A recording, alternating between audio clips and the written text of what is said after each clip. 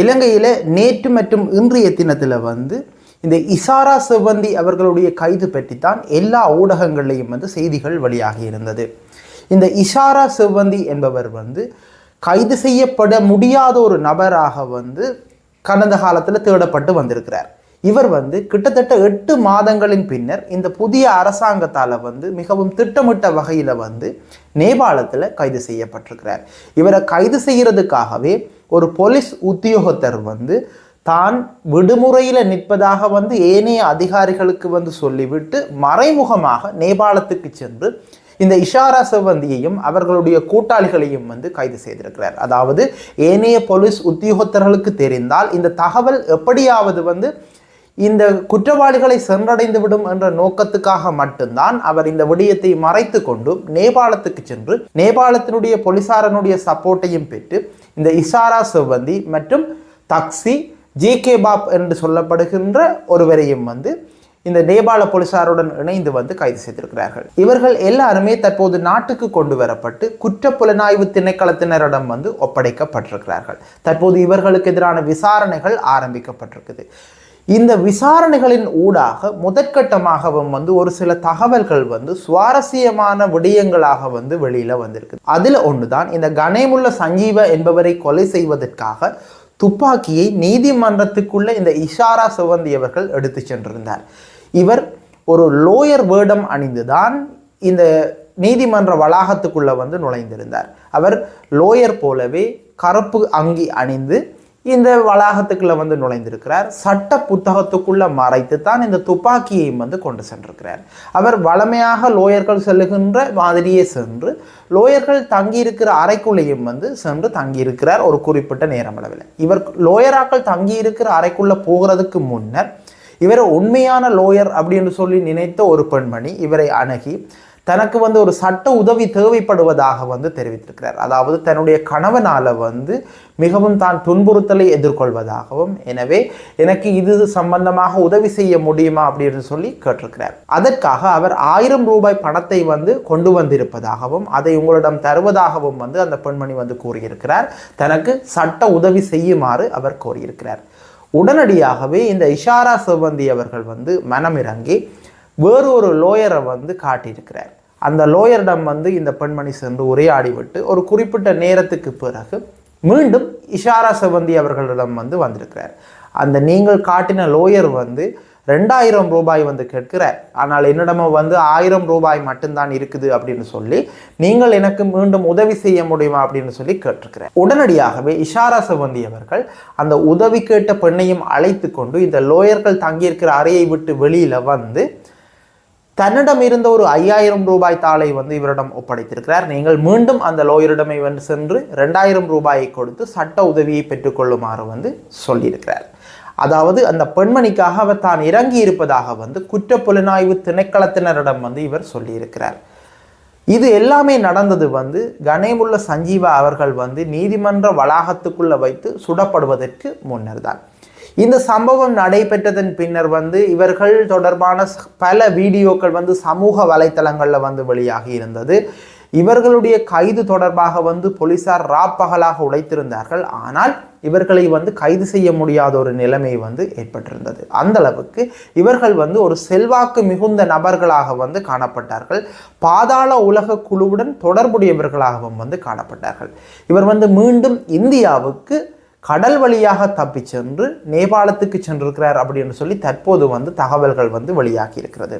அது மட்டும் இல்லாமல் இப்போ கொஞ்ச நாளைக்கு முதல் இந்தோனேஷியாவில் கைது செய்யப்பட்ட கெஹல்பத்ர பத்மே அவர்களுடைய வழிகாட்டுதலின் பெயரில் தான் இந்த துப்பாக்கியை வந்து நீதிமன்றத்துக்குள்ள எடுத்து சென்றதாகவும் வந்து இஷாரா செவ்வந்தி அவர்களால் வந்து தற்போது குற்றப்புலனாய்வு திணைக்களத்தினரிடம் வந்து தெரிவிக்கப்பட்டிருக்குது.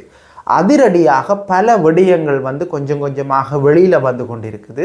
ஏற்கனவே இந்த கெஹல்பத்ர பத்மே உட்பட அந்த பாதாள உலக குழுவை சேர்ந்த பலர் வந்து கைது செய்யப்பட்டு இந்த நாட்டுக்கு கொண்டு வரப்பட்டதன் பின்னர் நிறைந்தளவான போதைப் பொருட்கள் வந்து கண்டுபிடிக்கப்பட்டது. இந்த போதைப் பொருளினுடைய இயக்கத்தினுடைய தலைவர்களாகத்தான் இந்த பாதாள உலக குழுவினர் வந்து காணப்பட்டிருக்கிறார்கள். இவர்கள் வந்து வெளிநாடுகளில் இருந்து கொண்டு இங்க கொலை மற்றும் இந்த போதைப் பொருட்கள் சம்பந்தமான கடத்தல்களில் வந்து ஈடுபட்டும் வந்திருக்கிறார்கள். இவர்களுக்கு வந்து அரசியல்வாதிகளினுடைய பின்புலம் வந்து இருந்திருக்கிறது. நாங்கள் இந்த அனுரகுமார திசாநாயக்க அவர்கள் வந்து இந்த ஆட்சி பொறுப்பை ஏற்பதற்கு முன்னர் இந்த நாடு இருந்த நிலைமையை பார்த்தோம் என்று சொல்லி சொன்னால் நிறைய அரசியல்வாதிகள் வந்து இந்த பாதாள உலக குழுவினருக்கு பின்னால இருந்திருப்பது வந்து இப்போது வெளிச்சமாக தெரிகின்றது. இந்த அரசியல்வாதிகள் தான் தற்போது பயப்படுகின்றார்கள்.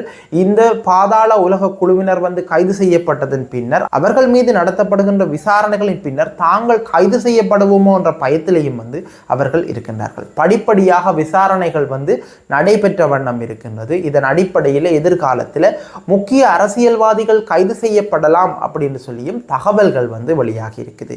இது எல்லாமே இப்படி இருக்கேக்க நாமல் ராஜபக்ச அவர்கள் வந்து இப்போ சமீப நாட்களாக இந்த கெஹல்பத்ர பத்மே கைது செய்யப்பட்ட பின்னர் பிறகு இந்த இஷாரா செவந்தி அவர்கள் கைது செய்யப்பட்டதன் பின்னர் அதிகமாக ஊடகங்கள் மத்தியில் வந்து கருத்துக்களை தெரிவிப்பதை வந்து காணக்கூடியதாக இருக்குது. இப்போ நாமல் ராஜபக்ச அவர்கள் சொல்லியிருக்கிறார், இந்த இஷாரா செவந்தி அவர்களை இயக்கியது யார், அவர்களுக்கு பின்னால உள்ள அரசியல்வாதிகள் எல்லாம் யார் யார் என்பதை வந்து இந்த அரசாங்கம் கண்டுபிடித்து அவர்களை உடனடியாக கைது செய்ய வேண்டும் அப்படின்னு சொல்லியும் இன்றைய தினம் ஊடகங்களுக்கு வந்து அவர் சொல்லியிருக்கிறார். அந்த அளவுக்கு இந்த எதிரணியில் உள்ள பல அரசியல்வாதிகள் வந்து பயப்படுற அளவுக்கு இந்த விசாரணைகள் வந்து அமைஞ்சிருக்குது. கடந்த கால அரசாங்கத்தின் காலப்பகுதியில் வந்து பழிவாங்கப்பட்ட ஷானி அபேசகர் அவர்கள் வந்து தற்போது அனுரகுமார திசாநாயக்க அவர்களால் இலங்கை குற்றப்புலனாய்வு திணைக்களத்தினுடைய பணிப்பாளராக வந்து நியமிக்கப்பட்டிருக்கிறார். அவருடைய விசாரணைகள் எப்படி இருக்கும் என்பது வந்து நாங்கள் கடந்த காலத்தில் வெளிவந்த பல செய்திகளின் ஊடாக வந்து அறியக்கூடியதாக இருக்குது.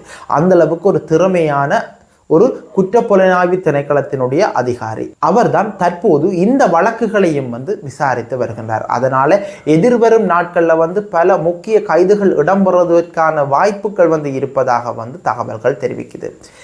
இந்த பாதாள உலக குழுவினர் மற்றும் இஷாரா செவந்தியினுடைய குழுவினர் போன்றவரை வந்து கைது செய்தவர் யார் என்று பார்த்தால் ரொஹான் ஒலுகல அப்படின்னு சொல்லப்படுகின்ற ASP assistant superintendent of police, அதாவது இலங்கையின் மேல் மாகாணத்தின் போதைப்பொருள் ஒழிப்பு அணியின் பணிப்பாளராகத்தான் அவர் தற்போது வந்து காணப்படுகின்றார். அந்த அளவுக்கு ஒரு திறமையான அலுவலர். ஏனைய அலுவலர்களுக்கு தெரியாமல் நேபாளத்துக்கு சென்று இந்த குழுவினரை வந்து அதிரடியாக கைது செய்திருக்கிறார். இந்த குழுவினரை கைது செய்ய செல்லும் போது இந்த ASP அவர்களை கண்ட இஷாரா செவந்தி அவர்கள், ஹலோ ரொஹான், நீங்கள் இங்கே வருவீர்கள் அப்படின்னு சொல்லி தான் எதிர்பார்த்ததாக வந்து அவர் சொல்லியிருந்தார். அந்த அளவுக்கு ஒரு திறமையான அலுவலர். அனுரகுமார திசாநாயக்க அவர்கள் ஆட்சி பொறுப்பேற்றதன் பின்னர் திறமையான அலுவலர்கள் பலர் வந்து முக்கிய பொறுப்புகளில் வந்து நியமிக்கப்பட்டிருக்கிறார்கள். இவர்களுடைய திறமையான செயற்பாடுகளின் காரணமாகத்தான் இன்றைக்கு வந்து இந்த மாதிரியான கைதுகள் இடம்பெறுகின்றது. நாட்டில் பல இடங்களில் வந்து போதைப் பொருட்கள் வந்து தொடர்ச்சியாக கைப்பற்றப்பட்டு கொண்டு இருக்குது. இந்த போதைப் பொருட்கள் தொடர்ச்சியாக கைப்பற்றப்பட்டு கொண்டிருக்கிறமே என்னத்தை காட்டுதுன்னு சொல்லி சொன்னால் இந்த நாட்டில் கடந்த காலத்தில் எவ்வளவு போதைப் பொருட்கள் வந்து வந்திருக்குது என்பதைத்தான். நிறைய அரசியல்வாதிகள் வந்து இதுக்கு பின்னால இருந்தாலும் இதுவரைக்கும் எந்த அரசியல்வாதிகளும் கைது செய்யப்படவில்லை. ஆனால் கைது செய்யப்படுவார்கள் அப்படின்னு சொல்லி இந்த அரசாங்கத்தினுடைய தகவல்கள் வந்து தெரிவிக்குது. தற்போது கைது செய்யப்பட்டிருக்கிற இஷாரா செவந்தி அவர்களுக்கு வந்து யாழ்ப்பாணத்தைச் சேர்ந்த 2 நபர்கள் வந்து உதவி செய்திருப்பது தான் இப்போது யாழ்ப்பாண மக்களுக்கு வந்து ஒரு அதிர்ச்சி செய்தியாகவும் வந்து இருக்குது. அதாவது ஒரு தமிழ் நபர் 2 பேர் தான் இந்த இஷாரா செவந்தி அவர்களினுடைய இந்த தலைமறைவு வாழ்க்கைக்கு பின்னால் இருக்கின்றார்கள் அப்படின்னு சொல்லி இப்போது செய்திகள் வந்து வெளியாகி இருக்குது. எது என்னதான் இருந்தாலும் இன்னும் ஒரு சில நாட்களில் வந்து பல தகவல்கள் வந்து வெளியாகலாம் அப்படின்னு சொல்லி சொல்லப்படுது. இந்த தகவல்களின் அடிப்படையில் எதிர்காலத்தில் இந்த குற்றப்புலனாய்வு திணைக்களத்தினருடைய நடவடிக்கைகள் வந்து இருக்கும். இந்த நடவடிக்கைகள் காரணமாக பல கைதுகள் இடம்பெறுவதற்கான வாய்ப்புகளும் இருக்கும். இது தொடர்பில் நாங்களும் பொறுத்திருந்து பார்க்கலாம். மீண்டும் புதியதொரு விடயம் சம்பந்தமான காணொளியில் சந்திப்போம். நன்றி.